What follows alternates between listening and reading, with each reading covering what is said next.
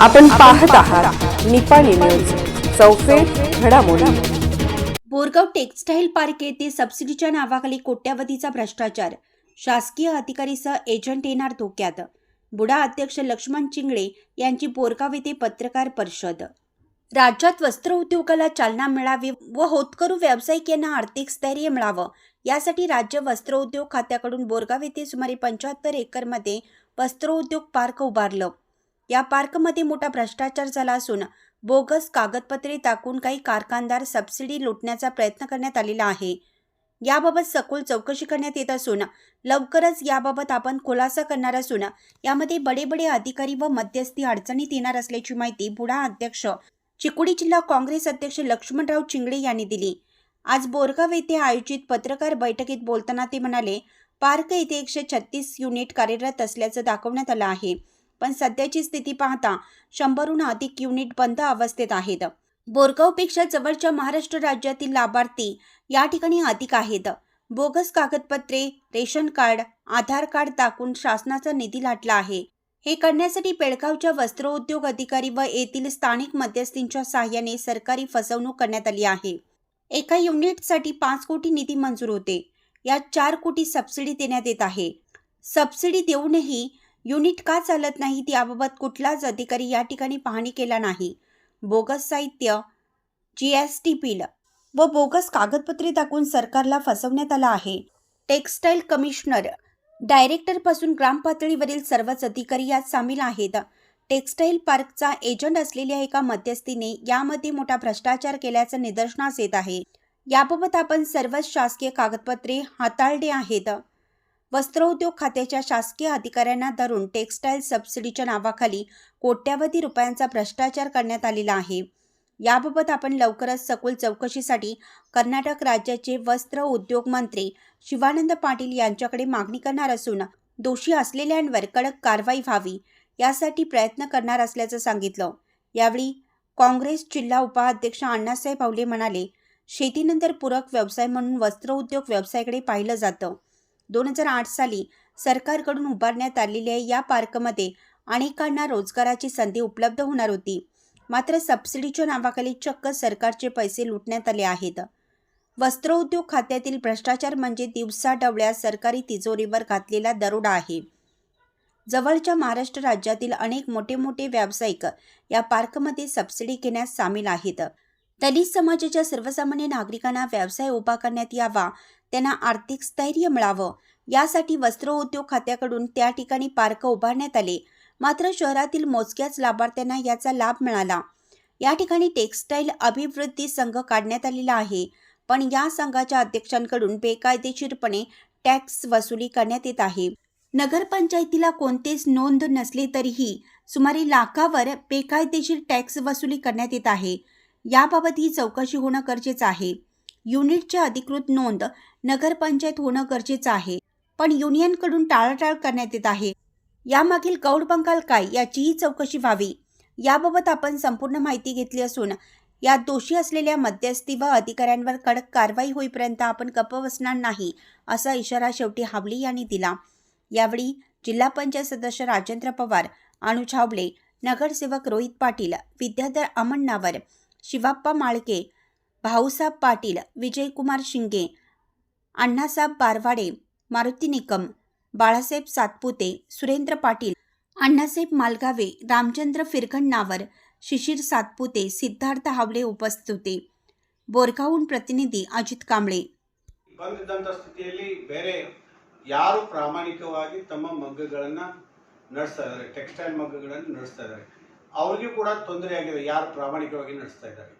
ಆದ್ರೆ ಯಾರು ನಡೆಸದೇ ಸಬ್ಸಿಡಿ ಅಮೌಂಟ್ ಅಷ್ಟು ಪಾಕೆಟ್ದಲ್ಲಿ ಹಾಕೊಂಡು ಮಧ್ಯವರ್ತಿಗೆ ಹಂಚಿ, ಅಧಿಕಾರಿಗಳಿಗೆ ಹಂಚಿ ಮಗ್ಗಗಳನ್ನೇ ಸ್ಟಾರ್ಟ್ ಮಾಡಿಲ್ಲ, ಟೆಕ್ಸ್ಟೈಲೇ ಸ್ಟಾರ್ಟ್ ಮಾಡಿಲ್ಲ ಅಂಥವರ ಗತಿ ಶೋಚನೀಯ ಇದೆ ಮತ್ತು ಇದು ಸರ್ಕಾರಕ್ಕೆ ಕೆಟ್ಟ ಹೆಸರು ಬಂದಂಗಾಗ್ತದೆ।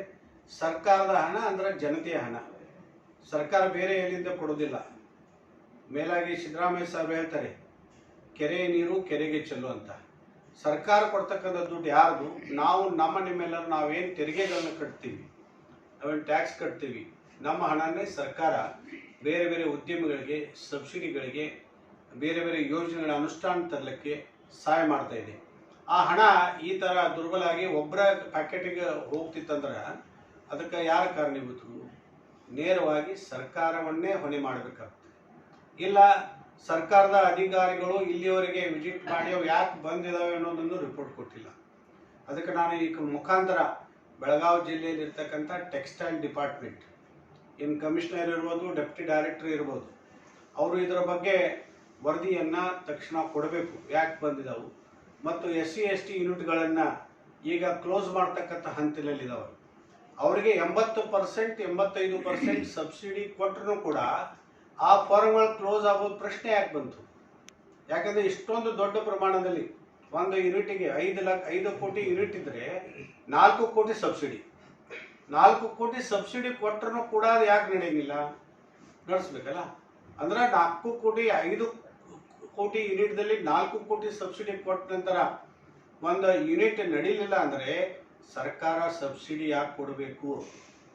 ಸರ್ಕಾರ ಸಬ್ಸಿಡಿ ಯಾಕೆ ಕೊಡಬೇಕು? ಆ ಸಬ್ಸಿಡಿ ಉಪಯೋಗ ಮಾಡ್ಕೋಬೇಕು. ಯಾರು ಫಾರ್ಮ್ ಓನರ್ ಇದ್ದಾರೆ ಅವರು ಮಾಡಿ ಉಪಯೋಗ ಎದಕ್ಕೆ ಮಾಡಬೇಕು? ಅವರ ಫಾರ್ಮನ್ನು ನಡೆಸಿ ಅದರ ಕೈಗಳಿಗೆ ಅನಂತ ಕೈಗಳು ಕಾರ್ಯನಿರ್ವಹಿಸ್ತಾ ಇರ್ತವೆ. ಅವ್ರ ಬದುಕದ್ರ ಮೇಲೆ ಅವಲಂಬಿಸಿರ್ತದೆ. ಅಂಥ ಕೈಗಳಿಗೆ ಕೆಲಸ ಕೊಡ್ತಕ್ಕಂಥ ನಿಟ್ಟಿನಲ್ಲಿ ಅವರು ಪ್ರಯತ್ನ ಮಾಡಬೇಕು. ಕೆಲಸ ಕೊಡಲಿಲ್ಲ, ಫಾರ್ಮ್ ನಡೆಸಲಿಲ್ಲ, ಸಬ್ಸಿಡಿ ಹಣ ಪ್ಯಾಕೆಟಿಗೆ ತೊಗೊಂಡು ಮನೆಯಲ್ಲಿ ಕೂತ್ರ ಸರ್ಕಾರದ ನುಕ್ಸಾನೈತಿ, ನಿಮ್ಮ ಜನರೆಲ್ಲ ನುಕ್ಸಾನೈತಿ. ಅದಕ್ಕೆ ನಾ ಈ ಮುಖಾಂತರ ಬೋರ್ಗಾಂವ್ ಟೆಕ್ಸ್ಟೈಲ್ ಪಾರ್ಕ್ನಲ್ಲಿ ನಡ್ತಕ್ಕಂಥ ಅವ್ಯವಹಾರದ ಬಗ್ಗೆ ಕೂಲಂಕುಷವಾಗಿ ತನಿಖೆ ಆಗಬೇಕು. ಮತ್ತು ಇದಕ್ಕೆ ಅಧಿಕಾರಿಗಳನ್ನು ತಪ್ಪಿಸ್ತರಿದ್ದರೆ ಅವ್ರನ್ನು ಸಸ್ಪೆಂಡ್ ಮಾಡಬೇಕು. ಮತ್ತು ಮಧ್ಯವರ್ತಿಗಳು ಯಾರು ಇದ್ದಾರೆ, ಹಣ ತಗೊಂಡಿದ್ದಾರೆ, ಅವರ ಹೆಸರುಗಳನ್ನು ಅಧಿಕಾರಿಗಳೇ ಜಾಹೀರು ಮಾಡಬೇಕಂತ ನಾನು ಈ ಮುಖಾಂತರ ತಮ್ಮಲ್ಲಿ ಜಿಲ್ಲಾ ಕಾಂಗ್ರೆಸ್ ಅಧ್ಯಕ್ಷನಾಗಿ ವಿನಂತಿ ಮಾಡ್ತೀನಿ. ಅನೇಕ ಜನ SC/ST ಜನರಿಗೆ ಕರ್ನಾಟಕ ಸರ್ಕಾರದಿಂದ ಸರಿಸುಮಾರು 5 ಕೋಟಿ ತನಕ ಸಬ್ಸಿಡಿ ಕೊಡ್ಬೇಕನ್ನೋಂಥ ಒಂದು ಸ್ಕೀಮ್ ಇತ್ತು. ಅದ್ರ ಪೂರ್ತಿ ಎಲ್ಲ ದುರುಪಯೋಗ ಆಗಿದೆ. ಆ ಸ್ಕೀಮ್ ಬಗ್ಗೆ ಎನ್ಕ್ವೈರಿ ಆಗಬೇಕು.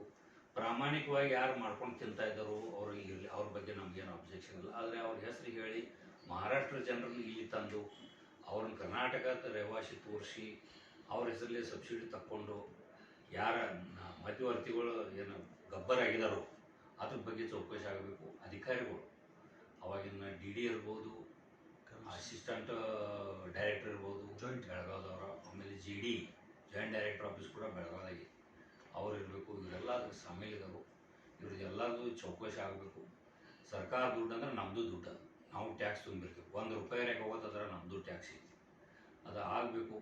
ಸರ್ಕಾರ ಅಂದರೆ ಟೆಕ್ಸ್ಟೈಲ್ ಅಂದರೆ ಶೆತಿ ನಂತರ ಜನರಿಗೆ ಉದ್ಯೋಗ ಕೊಡೋ ಕೆಲಸ ಯಾವುದಾದ್ರೂ ಇದ್ದರೆ ಅದು ಟೆಕ್ಸ್ಟೈಲ್. ಲೇಬರ್ ಜನ್ರೇಟ್ ಭಾಳ ಆಗಿರ್ತದೆ ಅದ್ರಾಗ. ಅಂಥವ್ರ ಬಾಯಿ ಮ್ಯಾಗ ಬಡದು ಒಬ್ಬರೇ ಯಾರೇ ಜನ ದೊಡ್ಡವ್ರು ಆಗ್ತಿದ್ರೆ ಅದ್ರ ಬಗ್ಗೆ ಚೌಕಾಸಿ ಆಗುತ್ತೆ. ಈಗಾಗಲೇ ತಮಗೆಲ್ಲ ಊರಾಯನವರಿಗೆ ಆಜು ಬಾಜು ಜನರಿಗೆಲ್ಲರಿಗೂ ಗೊತ್ತಿತ್ತು ಇದ್ರಾಗ ಯಾರಿದ್ರು ಯಾರು ಮಾಡಿದ್ರು ಅನ್ನೋದು. ಅದೇನು ಓಪನ್ ಮಾಡೋದ್ರಾಗ ಏನು ಓಪನ್ ಸೀಕ್ರೆಟ್ ಇದ್ದಂಗೆ ಐತದ. ಅದ್ರ ಬಗ್ಗೆ ಚೌಕಾಸಿ ಆಗಬೇಕು. ಇದು ಲೋಕಾಯುಕ್ತದಿಂದ ಚೌಕಾಸಿ ಆದ್ರೆ ಅನ್ಕ ಭಾಳ ಒಳ್ಳೇದಾಗ್ತಿದೆ. ಅದು ಸರ್ಕಾರ ಮಟ್ಟದಾಗ ಈಗಾಗಲೇ ನಮ್ಮ ಕಾಂಗ್ರೆಸ್ ಅಧ್ಯಕ್ಷರು ಕೂಡ ಹೇಳಿದ್ರು, ನಾವು ಕೂಡ ಅದನ್ನು ಫಾಲೋಅಪ್ ಮಾಡ್ತೀವಿ. ಮತ್ತು ಅದು ಮುಂದಿನ ಚೌಕಾಸಿ ಆಗಬೇಕು. ಅದ್ರ ಟ್ಯಾಕ್ಸ್ ಕೂಡ ವ್ಯಕ್ತಿಗತವರು ಒಂದು ಫಾರಮ್ ಕಲ್ಲಿ ಇದು ಮಾಡಿದ್ದಾರೆ, ಕಲೆಕ್ಟ್ ಮಾಡಿದ್ದಾರೆ.